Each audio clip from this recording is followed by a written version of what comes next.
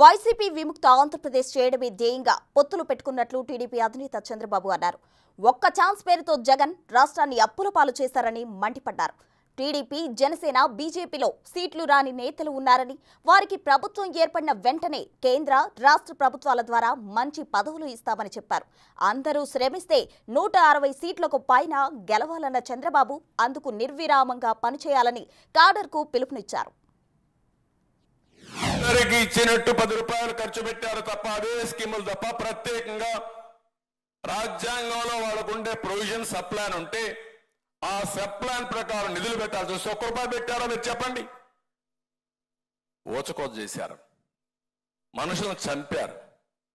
చంపడం కాదు, దిక్కు లేని విధంగా క్రూయల్గా చంపి ఇప్పటికి కూడా వాళ్ళని ఏమాత్రం మనం చూసాం. ఆ సుబ్రహ్మణ్యం డ్రైవర్, ఆ ఎమ్మెల్సీ డోర్ డెలివరీ పంపిస్తాడు డెడ్ బాడీ. అబ్దుల్ సలాం, 4 కుటుంబ సభ్యులు విధి లేని పరిస్థితుల్లో బ్రతకలేక బలవంతపు ఆత్మహత్యలు చేసుకున్నారు.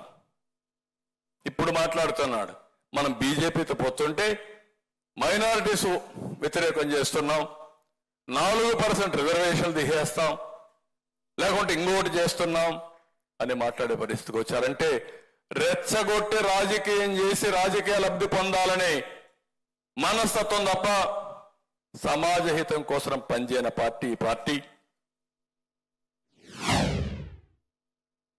రాష్ట్రంలో ఎన్డీఏ 160+ రావాలి.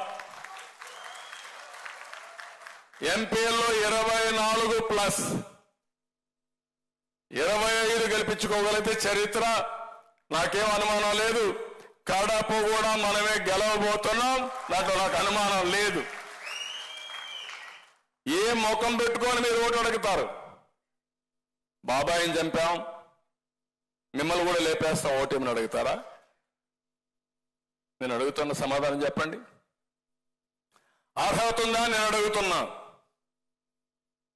అందుకే నేను జనసేన అధినేత పవన్ కళ్యాణ్ గారి కోరా విస్తృతంగా తిరగాలని. ఆయన ప్రోగ్రాం వేసుకుంటున్నాడు.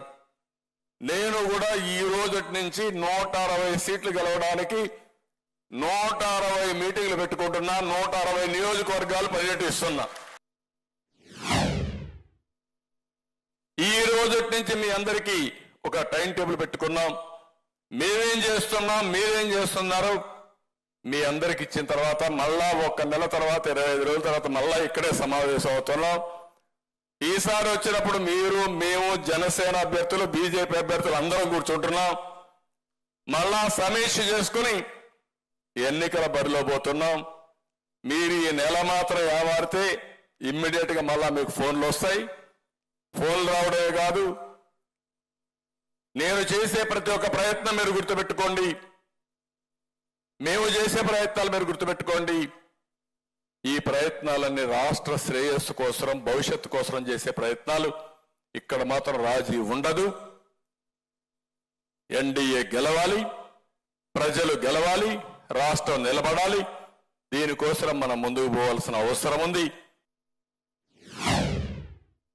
కొంతమందికి సీట్లు రాని అభ్యర్థులు ఉన్నారు, అన్ని పార్టీల్లో ఉన్నారు. అందరినీ దృష్టిలో పెట్టుకుంటాం. అటు కేంద్రం ఉంది, ఇటు రాష్ట్రం ఉంది.